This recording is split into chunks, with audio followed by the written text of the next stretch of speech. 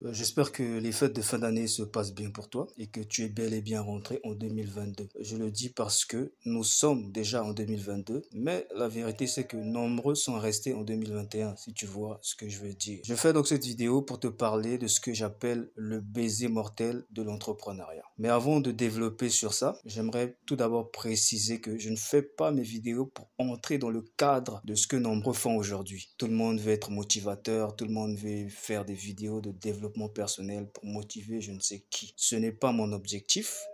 Je n'ai pas l'intention de motiver qui que ce soit parce que je pense que une personne qui veut réussir, le minimum qu'il doit avoir, c'est la motivation de faire quelque chose de sa vie. Et pour moi, dans ma conception, si quelqu'un n'est même pas motivé à faire quelque chose de sa vie, il n'y a rien que je peux faire, il n'y a rien que je puisse faire pour cette personne. J'ai beau faire des vidéos, je ne crois pas que... j'ai beau faire des vidéos, moi ou d'autres personnes, bon, moi je ne crois pas que ça va avoir un impact sur une telle... personne. Bien que je puisse dire, il peut arriver que je dise quelque chose qui motive quelqu'un. Je n'exclus pas cela. Ça peut arriver. Mais je signifiais que mon objectif n'est pas celui-là. Donc il ne faut pas du tout me mettre dans le même moule que les personnes qui font des lives ou des vidéos, je ne sais pas, pour motiver qui que ce soit, pour vous dire, voilà, moi je m'exprime tout simplement. J'exprime mes opinions qui ne sont pas à vendre. Donc ça résonne avec ta personnalité, avec tes valeurs, tant mieux. Ça résonne pas avec ta personnalité et tes valeurs. Tu passes à autre chose, il n'y a pas de souci, mais je suis pas là pour motiver qui que ce soit. Donc voilà, moi je suis pas dans vos histoires de développement personnel ou de je ne sais quoi. Moi c'est SICK, le concept SICK. Si tu veux en savoir, fais un tour sur mon site web miakasissa.com, tu sauras un peu de quoi il s'agit. Voilà, donc ça c'est pour me différencier déjà de tout ce monde-là et qui vient de vous vendre la motivation. Alors que... Donc voilà, aujourd'hui, j'aimerais te parler du baiser mortel de l'entrepreneuriat. Qu'est-ce que je veux dire par là? Pour moi, l'entrepreneuriat est le sport, si tu veux, le plus compétitif de la planète. Okay? Même les sports de compétition que vous connaissez ont menti. Parce que les footballeurs, sur toute l'année, ils ont du temps pour se reposer. Okay? Les boxeurs, tous les athlètes, ils ont du temps pour se reposer. Ce n'est pas le cas dans l'entrepreneuriat. Dans l'entrepreneuriat, chaque jour, chaque heure, chaque seconde, sur toute l'année, c'est-à-dire 365 jours sur 365 jours, l'entrepreneur n'est jamais à l'abri de quelque chose, que quelque chose de mauvais puisse lui arriver. Et ça, c'est au sens le plus large. Ça peut être que les circonstances peuvent te conduire à quitter le business, à faire faillite. Pourquoi je parle de cela? Je parle de cela en fonction d'un événement malheureux qui nous a tous marqués en cette fin d'année. Il y a un entrepreneur du côté de Brazzaville qui a été victime de ce que j'ai appelé encore une fois le baiser mortel de l'entrepreneuriat. Okay? Un entrepreneur qui a commencé comme tout le monde certainement. Il voulait certainement contribuer au développement économique de son pays. Il lance une activité qui plus tard va l'emporter dans la tombe. Okay? C'est ce que j'appelle par baiser mortel de l'entrepreneuriat. C'est-à-dire que chaque seconde qui passe, l'entrepreneur n'est pas à l'abri de recevoir des coups qui peuvent être fatals. C'est le cas de notre frère qui a démarré son activité certainement avec des bonnes intentions pour améliorer peut-être d'abord sa vie et aussi pour contribuer au développement économique de notre pays. Quelques années plus tard, l'activité qu'il a certainement créée pour améliorer sa vie l'emporte dans sa tombe. C'est un peu ça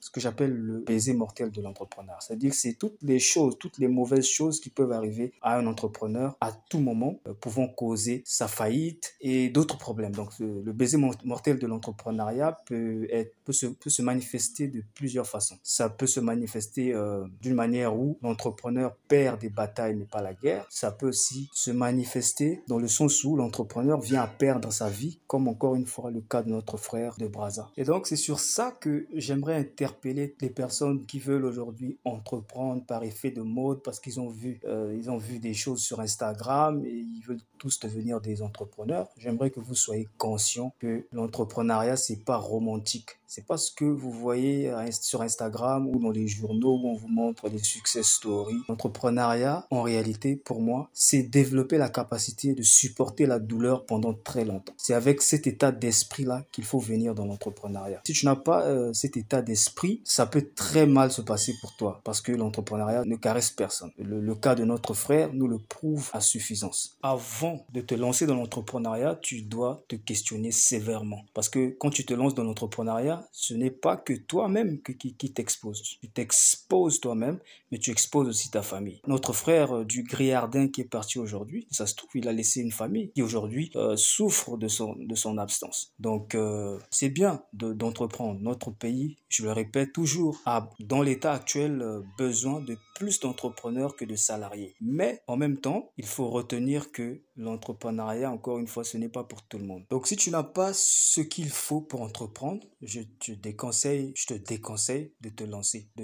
Fais juste comme tout le monde. Va déposer ton CV, écris des GEL l'honneur, trouve-toi un job et débrouille-toi comme ça. Mais si tu te lances dans l'entrepreneuriat, il faut être prêt à tout, surtout dans les pays comme les nôtres où les entrepreneurs ne sont pas soutenus. Après le cas de notre frère, je n'ai pas assez d'informations sur ce qui s'est réellement passé pour faire des commentaires en profondeur. Et de ce que je sais, la leçon à tirer, c'est que il ne faut pas se lancer dans l'entrepreneuriat pour le plaisir de se lancer. Il faut remettre en cause sa personnalité et voir jusqu'à quel degré on peut supporter la douleur. Il faut faire cet examen-là avant de se lancer. C'est la leçon que je tire de l'histoire malheureuse de notre frère. Comme j'ai dit, je n'ai pas assez de détails là-dessus, mais de ce qui s'est passé, c'est déjà la leçon qu'on peut tous tirer. La deuxième leçon qu'on peut tirer, c'est que ce qui lui est arrivé peut arriver aussi à d'autres entrepreneurs. Et le simple fait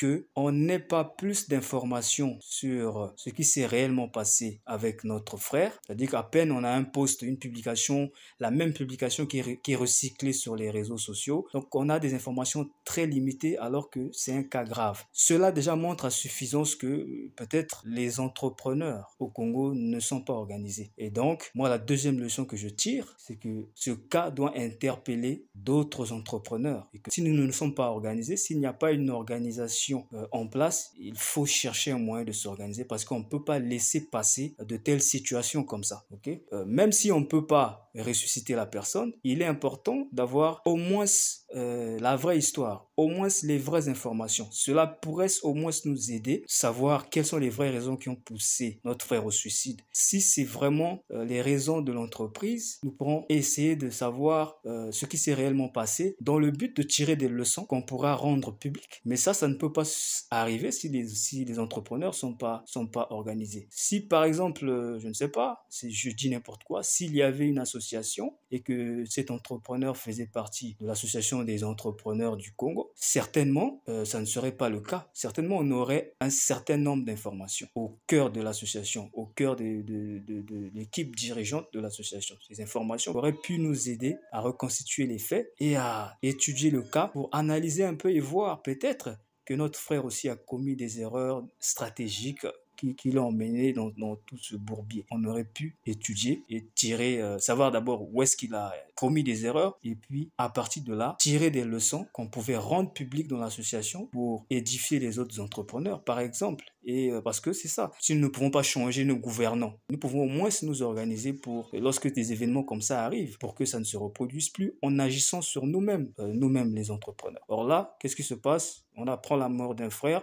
parce que son business, il n'a plus supporté la pression que son business a créée et on s'arrête là, on n'a pas d'informations. Ben, rien n'empêche que demain, on entende encore qu'un autre entrepreneur a fait les mêmes erreurs et est arrivé aux mêmes conséquences. On ne peut pas se permettre cela parce que déjà, les entrepreneurs ne sont pas nombreux dans ce pays. Donc, ceux déjà qui essayent d'entreprendre, on ne peut pas accepter de les voir partir comme ça. Donc, ça, c'est la deuxième chose que je retiens. Les entrepreneurs ne sont pas organisés. Donc, il n'est jamais trop tard. En tirant les leçons de ce qui s'est passé, au moins, on peut déjà être conscient du fait que nous ne sommes pas organisés et que dans les jours qui viennent, dans les semaines qui viennent, il faut peut-être que nous trouvons un moyen de s'organiser, au moins pour savoir ce que les uns et les autres font. Parce que déjà, si on était organisé, peut-être que le frère ne serait même pas arrivé à ça. Si on avait des plateformes avec une organisation correcte, peut-être qu'avant de faire un certain nombre de choix, il aurait discuté peut-être au niveau de la communauté des entrepreneurs de cela et certains lui auraient peut-être conseillé des choses qui lui auraient peut-être évité le drame qui est arrivé. Je ne sais pas si vous voyez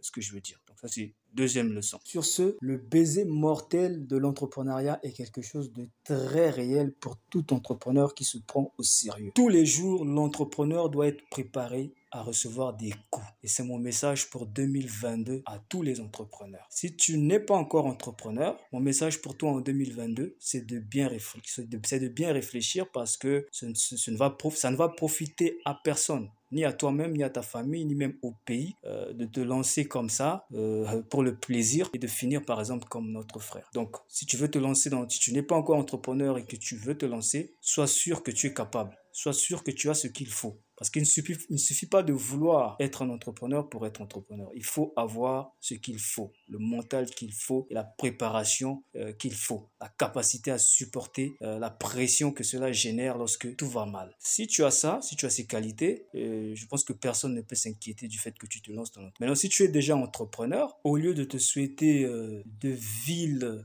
vœux, mon message à ton égard est de t'inciter à être conscient du phénomène du baiser mortel de l'entrepreneuriat. Sur ce, je te souhaite une bonne année 2022 à l'abri du baiser mortel de l'entrepreneuriat que nous devons tous niquer chaque jour. Ok? C'est une bataille permanente. L'entrepreneuriat, c'est comme la guerre, c'est comme le front. Les balles pleuvent à chaque heure, donc il faut se protéger.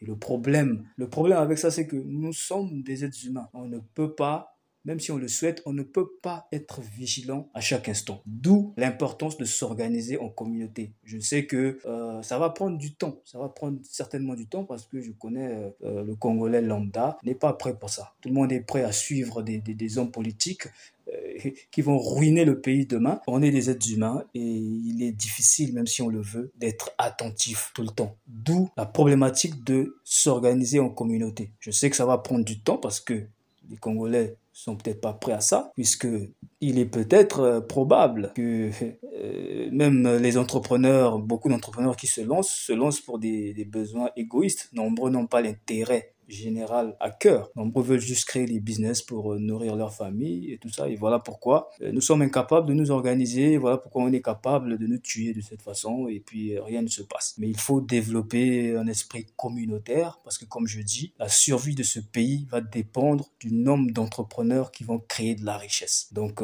ça va au-delà de nos petites personnes. Du coup, il faut qu'on s'organise pour montrer à tout le monde, aux dirigeants et à tout le monde que nous sommes sérieux et pour qu'on nous prenne un peu aussi au sérieux. Parce que pour le moment, ce qui vient d'arriver à notre frère et le silence radio qui est en cours actuellement est très inquiétant. Donc voilà, j'espère que tu as capté le message et que tu es prêt ou prête pour 2022. Voilà. Vengeons la mort de notre frère en créant des business qui vont cartonner en 2022 et au-delà. Et que sa disparition nous serve de leçon pour les années à venir. Ne permettons plus qu'un des nôtres puisse aller dans de telles conditions. Je dis encore une fois que je ne connais pas la situation exacte de notre frère, donc c'est difficile un peu d'argumenter là-dessus, puisqu'il se peut aussi que cela s'est mélangé avec des situations personnelles. Bon, les situations personnelles, ça le regarde lui-même, mais ce qui est officiel, c'est qu'il s'est suicidé à cause de son business. Et c'est cela, donc, c'est sur cette base-là qu'on parle.